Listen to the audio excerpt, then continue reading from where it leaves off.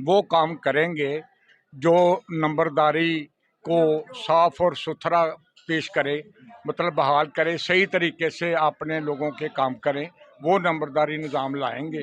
वो जो police stout हैं, पुलिस वाले जो नंबरदार के जो पुलिस स्टाउट हैं, हम उनको पकड़ेंगे और उनको इंशाल्लाह फार कर देंगे।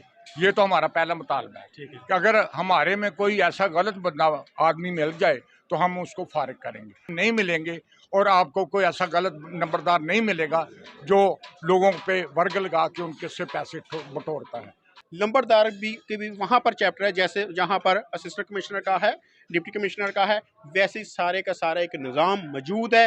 अस्सलाम वालेकुम नाज़रीन, मैं हूं आपका मेज़बान राना अली रज़ा और आप देख रहे हैं सिटी न्यूज़। नाज़रीन, आज का ये प्रोग्राम जो है नंबरदारी का जो सिस्टम था वो पाकिस्तान में बिल्कुल गैर फ़ाल हो चुका था।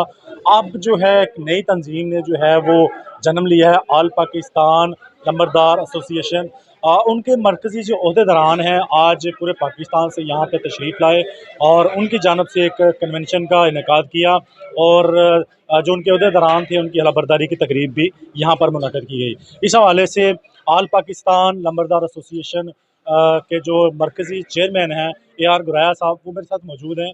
उनसे जानने की कोशिश करते हैं कि आया कि ये नंबरदारी निज़ाम जो है ये गैर फ़ाल क्यों हुआ। पहले इसमें दो वजूहात हैं कि जो इसमें आई सामने। पहली तो थी कि आले सतह से इन्हें इग्नोर किया गया, इनके मतबादल एक निज़ाम लाने की कोशिश की गई जो नाकाम हो गया। और जब ये निज़ाम ठीक था तो उस वक्त क्राइम की शरह बड़ी कम थी, केसेस जो कोर्ट्स में थे बहुत कम थे, गाँव की सतह पर मामला हल हो जाते थे, फैमिली केसेस हल हो जाते थे, ज़मीनी मामला जो थे इतने पेचीदा नहीं थे। अब अगर दोबारा करते हैं तो फिर वैसा ही निज़ाम पहले से बेहतर हो सकता है, ये मसाइल जो लोगों के लिए पैदा हुए वो ख़त्म हो सकते हैं। इसमें नंबरदार जब इग्नोर किया गया तो नंबरदार भी सुस्त हो गए, इस वजह से निज़ाम पीछे चला गया। अभी आप कहाँ तक पहुँचे हैं इस मुहिम को लेके या इस तहरीक को लेके, कितने कामयाब हो चुके हैं और गवर्नमेंट लेवल पे जो है आपको क्या सपोर्ट मिल रही है? आया कि वो उनकी जानब से आपको डिनाई किया जा रहा है या आपके हकूक़ जो हैं या आपके मुतालबात जो हैं वो माने जा रहे हैं? ये आला सतह तक पहुंच चुका है, पूरे पाकिस्तान में इसका काम जारी है। ये काम पूरे पाकिस्तान में हो रहा है। नंबरदारान एसोसिएशन सारे सूबों में काम कर रही है। बात ये कि गवर्नमेंट के जो कानून मौजूद है वो कानून ख़त्म नहीं हुआ। रेवेन्यू एक्ट 1960 मौजूद है, वैसे का वैसे है, कोई तब्दीली नहीं आई, लेकिन उस पर अमल नहीं हो रहा था। अब ऑल पाकिस्तान नंबरदार एसोसिएशन ने वो कानून दोबारा से याद करवाया है कि ये लॉ कहता है उसके ऊपर अमल करे। पुलिस लॉ में नंबरदारी के निज़ाम जो मौजूद है, रेवेन्यू एक्ट में चैप्टर नंबर 5 मौजूद है रेवेन्यू नंबरदारी, और उस पर वर्क हो रहा है। और ये दोबारा से याद करवाया कि भाई कानून तो ये कहता है, इस पर अमल करो, आप इस पर क्यों इग्नोर किया जा रहा है। जब कानून की बात होती है तो इसको कैसे इग्नोर कर सकता है, जबकि नंबरदार भी वहाँ पर चैप्टर है, जैसे जहाँ पर असिस्टेंट कमिश्नर का है, डिप्टी कमिश्नर का है, वैसे सारे का सारा एक निज़ाम मौजूद है। हम गवर्नमेंट से ये इंतज़ार करते हैं कि इसको लॉ के मुताबिक रिस्पेक्ट दी जाए, लॉ के ऊपर अमल किया जाए। जी बिल्कुल, ये थे मरकज़ी जो तंजीम है ऑल पाकिस्तान नंबरदार एसोसिएशन के मरकज़ी चेयरमैन थे।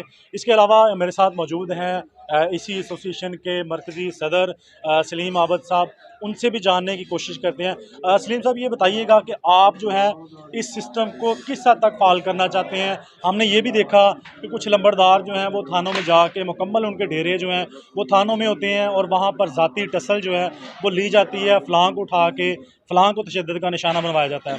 तो आप किस हद तक जो है लंबरदारों को उनकी इज़्ज़त में इजाफ़ा करेंगे और अगर लंबरदार को ऐसा मुलव्वस पाया गया उसके खिलाफ़ क्या करेंगे? बिस्मिल्लाहिर्रहमानिर्रहीम। हम पहले भी बता चुके हैं कि हम वो काम करेंगे जो नंबरदारी को साफ और सुथरा पेश करे, मतलब बहाल करे, सही तरीके से अपने लोगों के काम करें, वो नंबरदारी निज़ाम लाएंगे। वो जो पुलिस स्टाउट हैं, पुलिस वाले जो नंबरदार के जो पुलिस स्टाउट हैं, हम उनको पकड़ेंगे और उनको इंशाल्लाह फार कर देंगे। ये तो हमारा पहला मुतालबा है कि अगर हमारे में कोई ऐसा गलत बंदा आदमी मिल जाए तो हम उसको फारिग करेंगे। बाकी हम कोशिश करेंगे साफ और शफाफ नंबरदारी निज़ाम को चलाएं, जिसमें रिश्वतखोरी, थानेदार में कोई ऐसा अड्डा वड्डा ना हो नंबरदारों का, या अगर मिल भी जाए तो इंशाल्लाह उनको हम ख़त्म करवाएंगे। हमारी कोशिश है, हमारी ईमानदारी ये है कि हम ईमानदार होकर इसको चलाएंगे तो इंशाल्लाह आपको क्राइम नहीं मिलेंगे और आपको कोई ऐसा गलत नंबरदार नहीं मिलेगा जो लोगों पे वर्ग लगा के उनके से पैसे बटोरता है। हम इंशाल्लाह कोशिश करेंगे कि को साफ और साफ नंबरदारी। अच्छा, माशाल्लाह आप शकरगढ़ से ताल्लुक़ रखते हैं, पूरे पाकिस्तान की इस एसोसिएशन के सदर भी हैं, मरकज़ी सदर हैं, तो आप अपने इलाके की बेहतरी के लिए कौन सा एक नया निज़ाम ला रहे हैं कि जहाँ पर शकरगढ़ का नाम जो है एक आला सतह पे भी जाए? हमारी बरानी ज़मीन है जी शकरगढ़ की, कोशिश करेंगे कि हम गवर्नमेंट से, महकमा ज़राअत से ट्यूबवेल वगैरह लगवाएं ताकि हमारी पैदावार बढ़ सके और हमारे ज़मींदार जो हैं वो बहाल हो सके, उनकी आमदन बढ़ सके। और वो इंशाल्लाह हम कोशिश करेंगे कि अगर वो हम नहरें तो खुदवा नहीं सकते, ये तो बड़ा मनसूबा है, इसमें जो हम कर सकेंगे इंशाल्लाह करेंगे।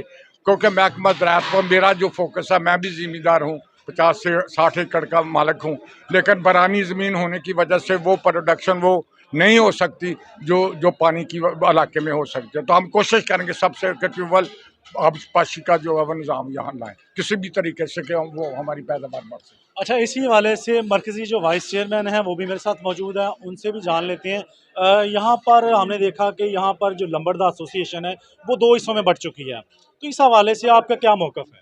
जी जनाब, ये हर जगह ही होता है, जितनी देर तक पहचान ना हो जाए अच्छे बुरे की, तो माशरे में इंसान तो होते हैं सब तरह के। मैंने बहुत कोशिश की, 1 हफ़्ता पूरा मैं इनके पीछे भागता रहा, यार बैठ के सामने सामने बात करो, अगर मेरे में गलती है तो मेरे मुंह पर आकर कहो, दूसरों को बताने की क्या ज़रूरत है।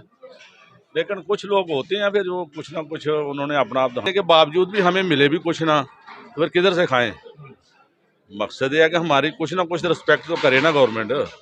हम तैयार हैं इसके लिए, कुछ भी काम हो हम अल्हम्दुलिल्लाह हर काम के लिए ताबन करने के लिए तैयार हैं। आपका कहने का मकसद ये है कि आप बिला मुआवजा जो है अपने इलाके के लोगों की बेहतरी के लिए काम करेंगे। हम तो कर रहे हैं, मैं तो कर रहा हूँ, या सब कुछ नंबरदार हैं बेचारे वो गरीब हैं, नहीं वो कर सकते।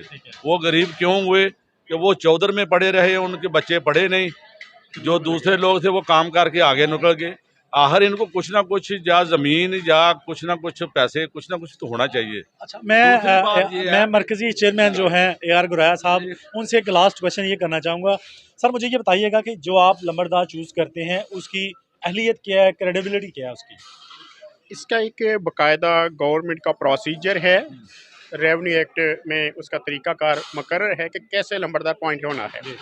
उसका एक ऐलान किया जाता है मस्जिद में, उसे कहते हैं मुस्लिम बुनियादी की जाती है कि लंबरदार आपके गांव का मुकर्रर होना, जो बंदा भी दरख्वास्त देना चाहता दे वो देते हैं। उसके बाद उसके पे मेरिट बनता है पॉइंट्स के लिहाज से, और उसके बाद फिर वो DC साहब, वहाँ मुतलका DC साहब उसको सुनते हैं और फिर वो मुकर्रर करते हैं। और ये एक बड़ा प्रोसीजर है जिसमें एक रेवेन्यू के छोटे ऑफिसर से लेकर सबसे बड़े ऑफिसर ज़िले का जो है वो उसको प्रोसेस से गुजारता है, उसको देखता है, अपनी रिपोर्ट रिकमेंड करता है, उसके बाद जाकर कहीं नंबरदार मुकर्रर होता है। यानी कि इसमें ज़्यादा ज़मीन का होना या ज़्यादा पैसे का होना ये भी मैटर करता है? नहीं, इसमें पैसे का नहीं, ज़मीन का उसमें है कि ज़मीन के बाकायदा पॉइंट्स हैं कि ज़मीन इसकी इतनी है तो उसके हैं, बरादरी है तो उसके हैं, सोशल एक्टिविटीज़ हैं, एजुकेशन है, और विरासत है कि इसके लंबरदार के बेटा है, विरासत के मार्क्स हैं। इस तरीके से मिलके तो ये 100 पॉइंट्स बनता है। और जितने लोग एप्लीकेशन दें उन सब के पॉइंट्स बंद लगते हैं और लगने के बाद नंबरदार मुकर्रर होता है। जी बिल्कुल, आपने तफसीलन जो है लंबरदार एसोसिएशन की बात सुनी। उनका यही कहना था कि हम लंबरदारों के हकूक़ जो हैं उनको दिलवा कर रहेंगे, और जहाँ तक होगा तो गवर्नमेंट के साथ जितने भी हमारे मुतालबात हैं उनके सामने रखे जाएंगे और लंबरदारों को तमाम हकूक़ जो हैं उनकी दहलीज़ पर पहुँचाए जाएंगे। जी।